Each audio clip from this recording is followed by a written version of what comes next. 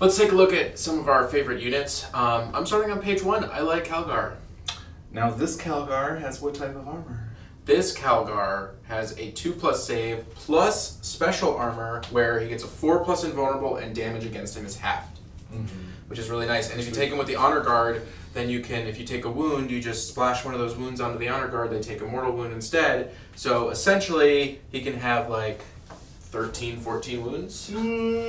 Well, the Honor Guard have 2 wounds each. Yep, and there's 5. And each individual wound is a 1 wound that they would take. So if you hit with a d6, you hit a 6. That's no splatifying. But yeah, it's true. That's true. But it still adds a lot of resilience. Yeah, they're a lot of resilience. 1 point per model. I think you get 2 for 2 points for power points. I'm not sure how much they work out to in regular. He also has Master Tactician, which in the new version gives you 2 extra command points. And as we talked about, there's some really good stuff in command points. So if you want to try to get 6, 8, 10 command points out on the table so you're constantly doing things, he's a really good choice to do that. Now, a funny thing that I didn't notice until I looked at this book, that Rabute is a monster. I did not know that. Yeah, he's a monster. Pretty sweet, though. Yep, absolutely. Where do you want to jump to? I think we can jump right over to these guys. You want to talk about the lieutenant? We could talk about the lieutenant. I mean, I think it's just an extra Space Marine that has the same power as the Primaris lieutenant, but with less wounds. That's true. That's true. It's still an interesting model to be able to put on the table. So it's 4 power points. It is weapon skill 2+, 3+, strength, toughness 4, but he has 4 wounds, which is kind of nice. And then of course you can add different weapons to him. He has tactical precision, which is reroll 1 for any friendly units within 6 inches. For wounds, I'm sorry. And company hero. During deployment, all models in this unit must be set up at the same time, though they do not need to be set up in unit coherency. From that point forward, each lieutenant is treated as their own separate unit. So here's the thing about this. That means it takes up 1 HQ slot in your battalion, but you can have multiple HQs, so then you can spread them out the board. So you don't have to waste 3 HQ slots to get those rerolls. So from a list building perspective, it's very efficient for getting your rerolls from your HQs, and that's what I really like about it. The only caveat is they do have to be put in with 6 inches within 6 inches of each other, and then they can spread out. Well, still, if you got 3, then you're talking about 18 inches. It's your core board, plus they have a movement of 6, so in one turn, you now have your entire side of the board re-rolling. And you can still take Gilliman, you can still take all your other HQ, it doesn't take up 3 HQ slots. Yeah. That's a big deal. I think that's a big deal. Yeah, I actually dislike that because I feel like you can, I don't dislike it, I think it's a good option. But for them being so cheap as an HQ, you can actually make more battalions out of more individual That's true. So you get more points that way. So of course there's also a Primaris version of the Lieutenant. And then we have the Tactical Squad and the Intercessor Squad. And these 2 squads cause Josh and I to fight because I'm upset that the Intercessor Squad is the same power level as the Tactical Squad. Now, if you're using points, that doesn't matter because the Intercessor Squad is more expensive. But why would, if you're playing a narrative game or a friendly game and you're playing a power points game, why would you ever take a Tactical Squad? Essentially, they're saying all your Tactical Squads, just don't play with those anymore because now you can take your Intercessor Squad for the same power level. They do have some flexibility with the weapon choices. However, I think this is just more of a bone being thrown to people who have the Space Marines already.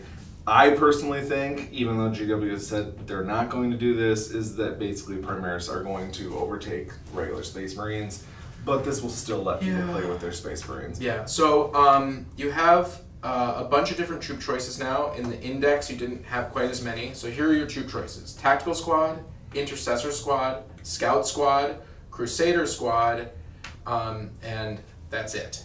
However, the Crusader Squad, which is what? It's 5 power points. It can have initiates, neophytes, and a sword brother. So essentially, your Space Marines can now take a blob of 20. Right.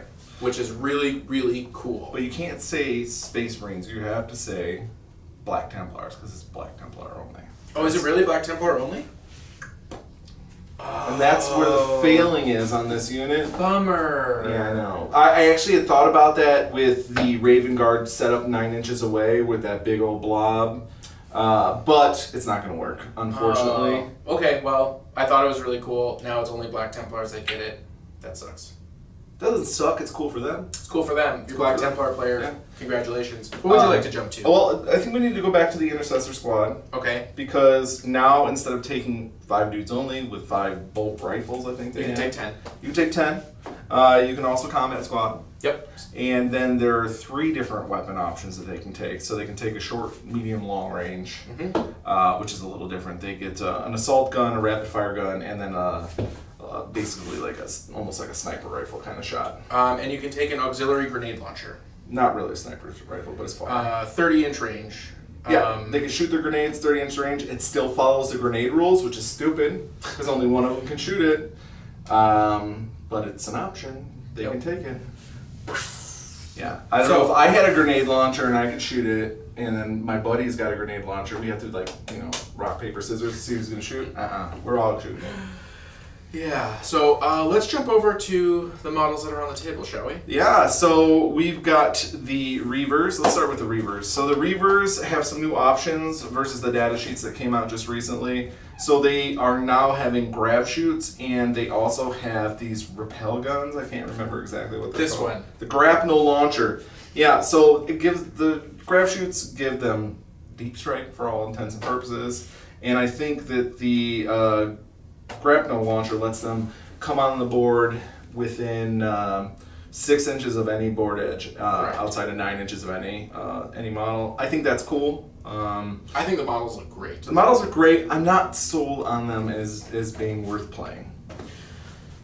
The new Dreadnought. Daka, Daka, Daka. Daka, Daka, Daka. 10 power points, super expensive.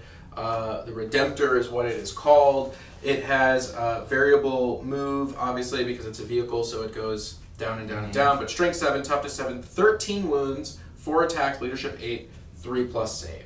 And I'd like to point out, we haven't discussed this as we're going. We're actually using the GW book. Did you buy the special edition, the regular edition, or what for the I bought the special enhanced edition. Right. So when I look at the books, I'm just basically looking at rules, but I found myself looking through all the pictures. You can zoom in a bit. They've got drop-down menus, tons of cool stuff. I have noticed a lot of typos in this book, though. Really? Especially under variable stat lines. So the ones in here, so see it says move, ballistic skill, attacks, but as you can see it's move, weapon skill, ballistic skill, and not attacks. So I found a whole bunch of those in this book. The good news is it's digital, so they can just throw out an update. It. Yeah. But I'm not sure if that's an error in the actual book, the paper book as well. But I found a lot that are like that. A lot of weapon entries that are, when you click on them, they're incorrect. A lot of special rules don't have the special rule. That's super weird. Otherwise, I mean, we know what it is. You're not going to have 3+ attacks, so we know that that's going to be for the one that's not there. For the ballistic skill. Or for the weapon skill. For the weapon skill. Yeah. Sorry, yeah. I found a lot of them. I think it's easy for them to rectify this, but I wonder if it's in the printed book as well.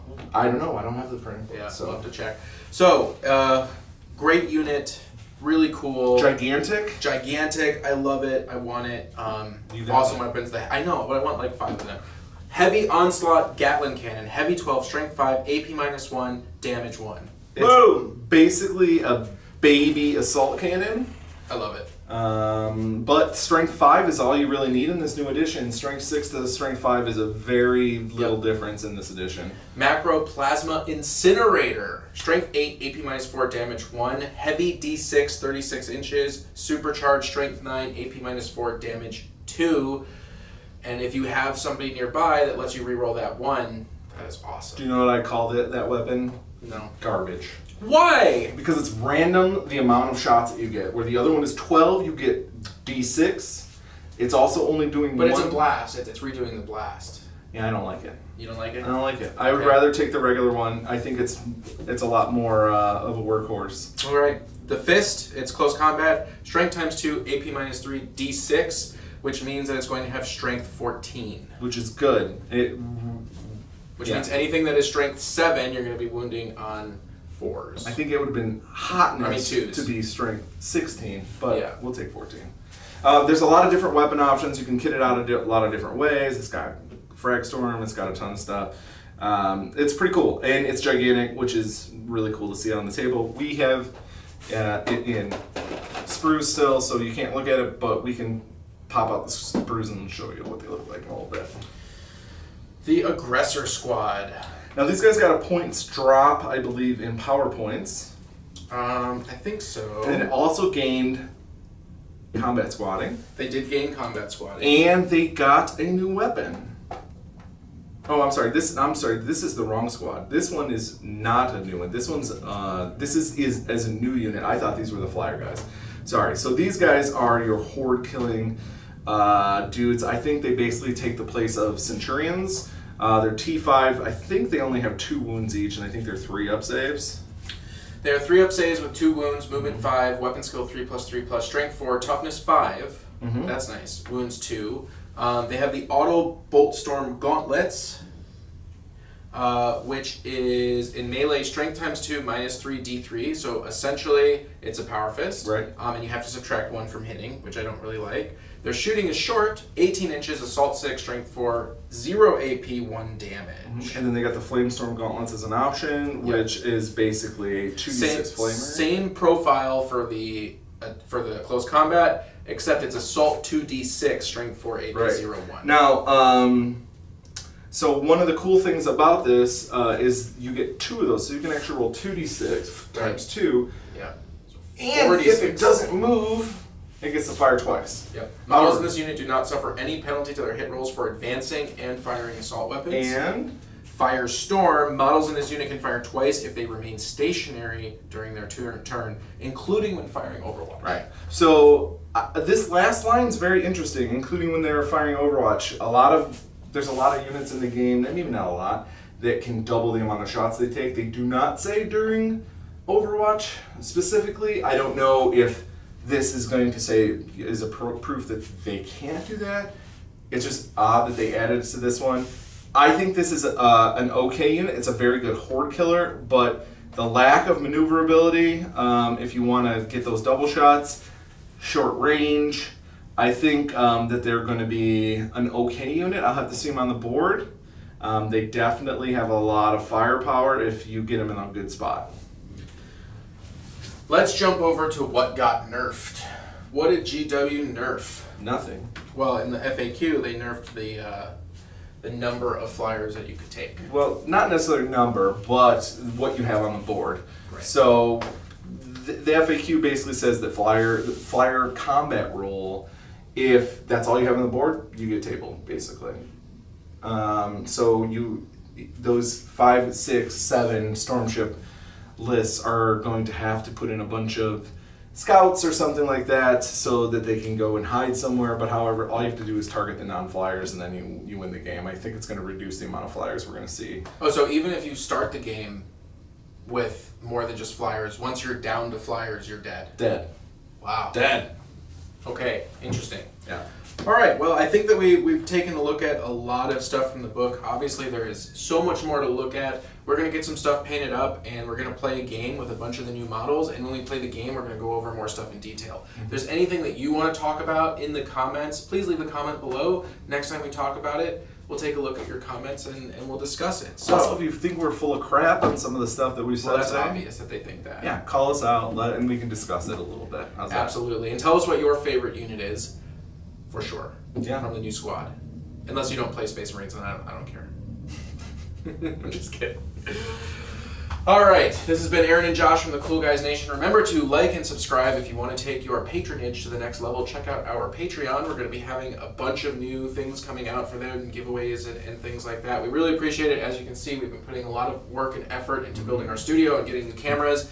Any support you can give really helps. We've been doing this all on our own backs, on our own dime, which is great because we love doing it. But if you want to help us do it more, please consider donating to our Patreon account, and we'll see you on the tabletop. Oh, one other thing. Mm-hmm. We're going to be reviewing some goodies that we've got coming here in the next couple of weeks, too. You'll That's have to true. stay It's gonna be a tuned surprise. and check it out. Surprise.